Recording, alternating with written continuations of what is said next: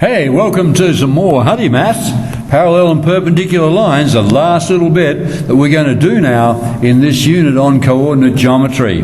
So we've had a look at some of this before in a passing way. Let's now have a look at it in detail. So here are a couple of parallel lines. Well, first of all, what does parallel mean? Have you any idea of what parallel lines are? Parallel lines, of course, in common definition is they never meet, they never cross over each other.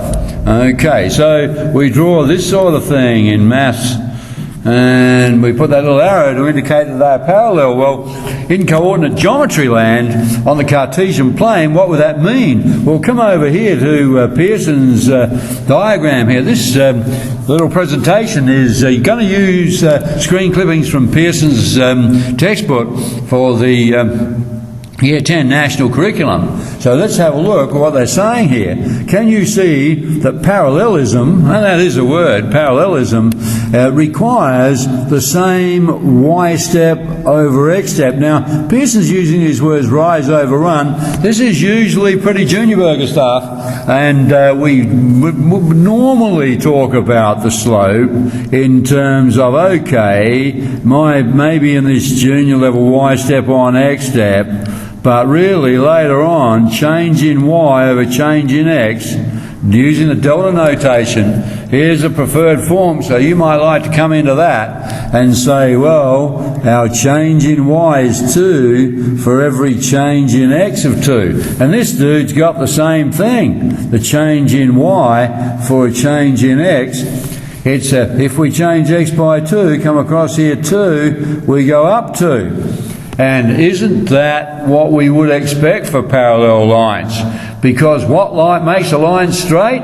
Well, did you get it from the last presentation? What makes a line straight is the slope, the constant slope. What do? You come across in the x, you go up in the y. And you create another point. If you do it again by the same amount, these points are going to line up. What makes a straight line? That hero, the hero of the day, is m. It's the slope. So two parallel lines need the same slopes. I think you can see that one. What about perpendicular lines? Well, first of all, what's a perpendicular line? Or if two lines are perpendicular, hey, what does that mean? Perpendicular means any two lines that are at 90, and we use that symbol to mean they make an angle of 90 degrees with each other. Now earlier in these presentations on coordinate geometry, I mentioned the rule for perpendicular lines, and I promised you, and I'm back here to fulfill that promise, I promised you that we would look at that again and prove it. Well, let's have a look. This is a picture, and we're going to come down later on and have a look at this, where the blue line and the pink line are at right angles, and we're going to examine how to do that and what that means if two lines are perpendicular at right angles. Can you detect that from their slopes? And can you be sure from their slopes that that's going to be exactly 90 degrees? Right, are you ready for this short presentation? Come down with me and let's have a look at what Pearson say here. Yep, that's what they say. Two lines that are parallel have the same slopes. The slope of the first one, m1, equals the slope of the second one, m2. Well, how would you show that? Because, of course, drawing the lines is not good enough. In maths, drawing a measurement could be inaccurate due to the thickness of the pencil, or you can't line things up properly, and all that sort of stuff. So what we want to do is to do it with our knowledge of coordinate geometry. So, if we want to show two lines are parallel, they must have the same slopes. Well, I think they've done it to us here. They've given us a hard one, a couple of hard ones here, because we can't tell the slopes of either of these lines in the current form, because this is called the general form of the equation of a line mentioned in the last presentation. So are you good enough? Are you up to it? Let's do it. Here is this line. We have to put it in the y equals mx plus c form. Why? Why? Yeah, well, it's y. Of course it's y. It's y equals mx plus c, mate. But why are we going to do this? Hey, we want to find the slope. And only when it's written in the form y equals a number times x plus c does that number mean the slope. We did that way back at the beginning. So, come across here again, and let's start again here. Y has been times by 2. Get y back again. You must divide both sides by 2. 4x divided by 2 is 2x. 9 divided by 2, we can just leave it as neg 9 over 2. Because the creature that we want is a number in front of x. We're not worried about the y-intercept down the end. Remember, come over here now. Remember, that is the y-intercept. But for this work just now, all we're going to do is look at the slopes. Because if lines are parallel, hey, up here, they've got the same slope. All right, what about this critter here? This is written in general form, or slightly different form. We must isolate y. So what's been done to y? It's been times by 3, and then we took away 6x, added 5. Let's strip them away. Let's add 6x and take 5. Doing the opposite to these two up here, and then we will divide everything by 3 to strip everything away and get back, like solving equations, isn't it? Isn't algebra very consistent? Easy. We're trying to solve for y, if you like, and we're going to divide everything by 3. Divide 6x by 3, you get 2x. Divide neg 5 by 3, you get neg 5. But this is the dude in here that we're interested in. That's the slope. There it is, and the slope is 2. We have just shown by rearrangement, that's called rearranging an equation or an algebraic expression. By rearranging to the form y equals is, then we have shown both lines have a slope of 2, and therefore the two lines are parallel. Job done. Problem solved. Okay, do you get it? Parallelism, or showing that two lines are parallel, means showing the slopes are the same. We're going to come and practice that in a minute, but why don't we go back and look at the more challenging one, perpendicular lines. So let's have a look at Pearson's example here. They've taken a line, and we start with this blue one here, y equals neg 2x plus 4. Let's check it out. Come up the top. Oh yeah. It's got a plus 4 on the end, so the y-intercept will be that number down the end. It's the 4.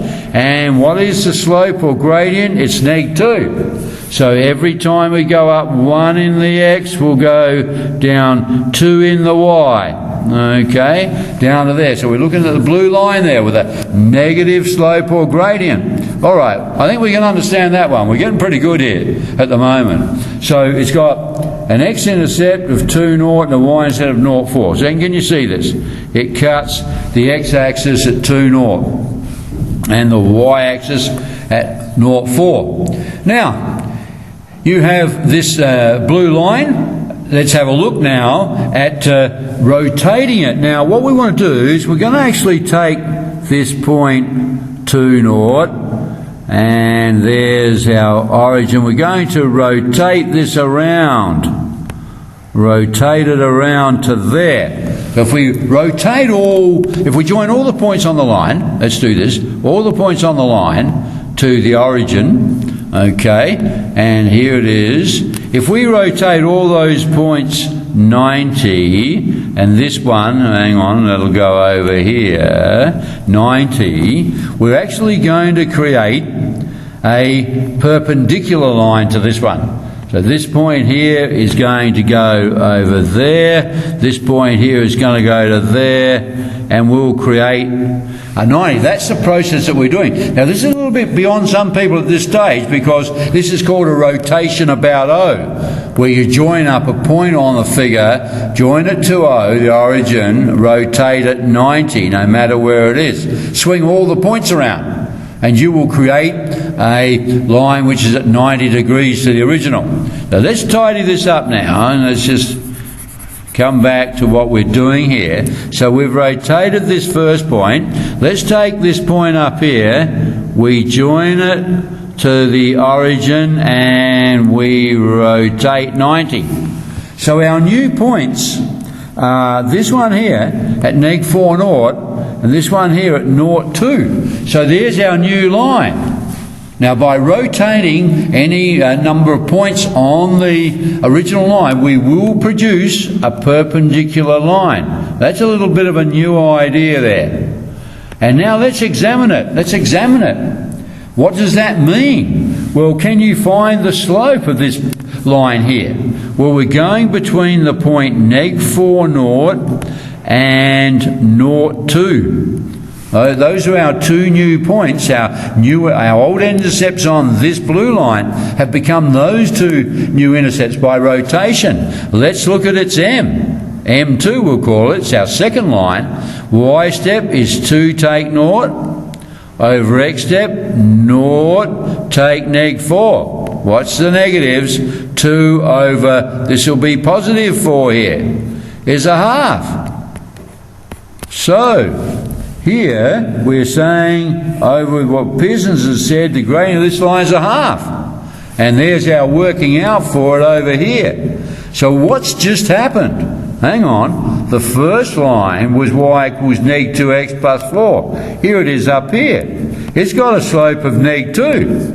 And if we study the rotation of points so that we're rotating it, anti-clockwise as I just did here, about O, we'll create a perpendicular line, and its slope, there it was there, is a half. Hey, it looks like when you have two perpendicular lines, the product of their slopes is -1.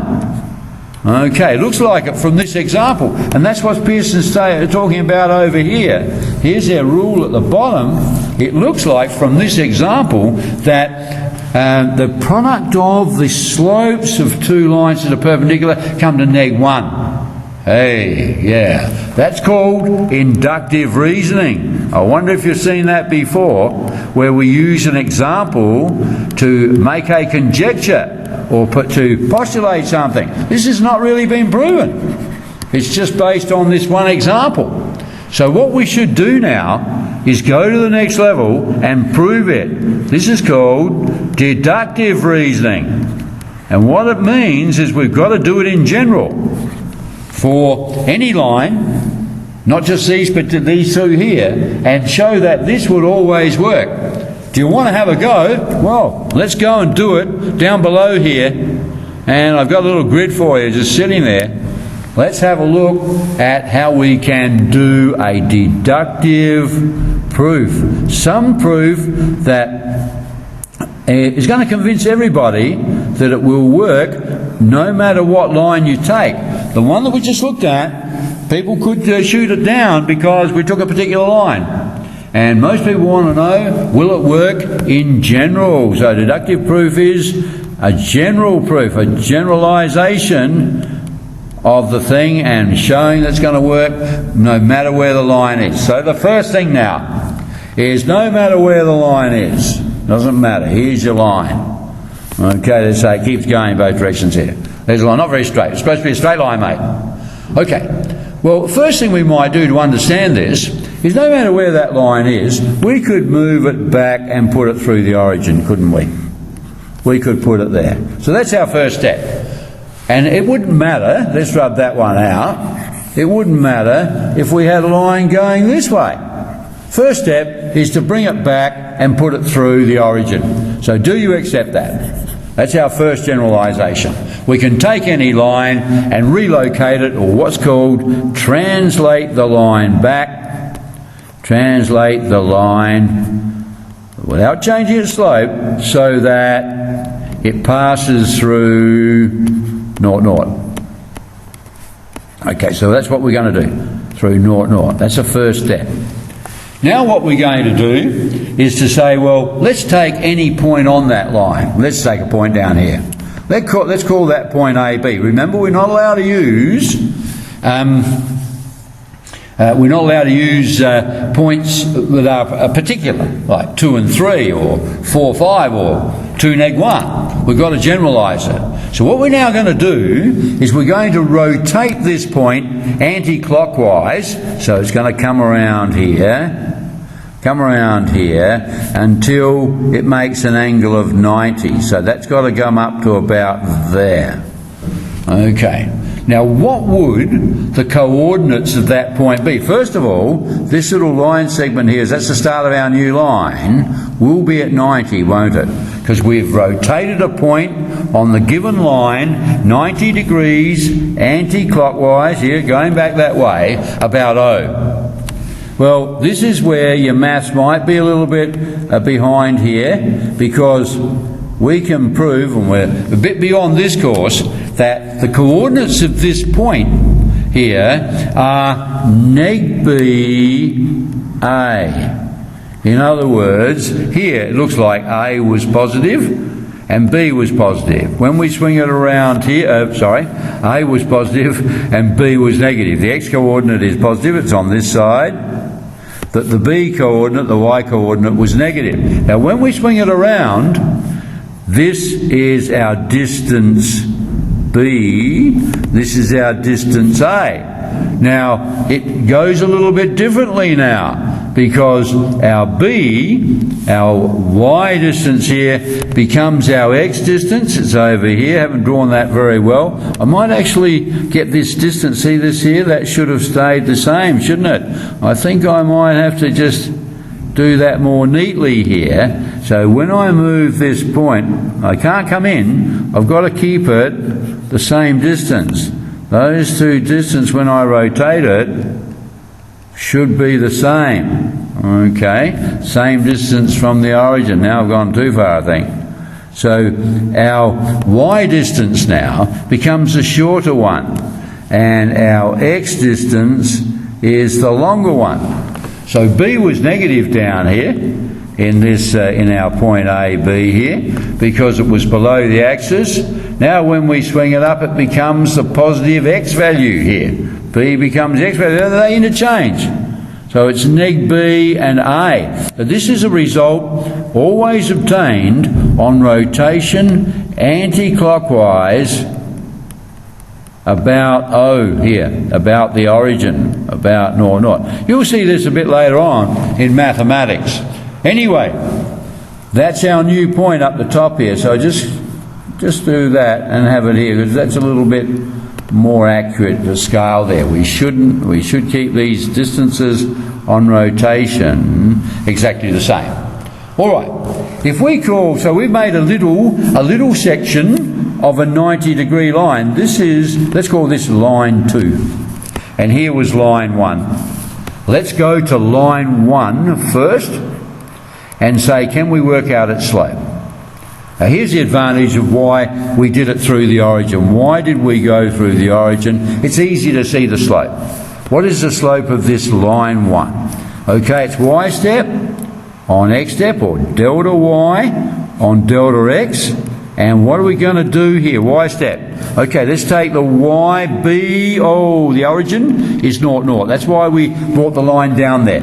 B take 0. Let's do that. B take 0 over A take 0. So the slope of line 1 is B on A. Let's do something similar for line 2. A y step now. What do we got up here? Here's our point on line 2. Y step is A take 0. Back to the origin again. It's A take 0 over neg B. Here it is here, neg B take 0. So this one's slope is A over neg B, or we often write that just as neg A over B. So it's the A over B fraction made negative. Hey, I think we just proved it. Let's check it out. Just come down just a little bit here and say, well, this was M1 for line 1, this was M2. Let's check it. M1 times M2 is B over A times neg A over B. Oh, yes, it comes to neg 1 without actually using numbers. So we have got a general proof here. All right, so that's our tool. The products of the slope are neg 1 if lines are going to be perpendicular. This is pretty heavy deductive reasoning there for this level, but I hope you get the idea. To actually nail this, we have to use general terms up here, general terms, not a particular example. All right, we've proven it now. Are you happy? Let's go and use it and see what we can do. Come down here with me and let's look at the result they have and then how we use it. So here we are. We're going to accept this result now. That if two lines are perpendicular, the product of their slopes or gradients must be neg 1. It's easier, though, I think, to use this as your tool. If you have M1, M2 is neg 1, if you divide both sides as we've done here by M2, or the other way around, what's this saying?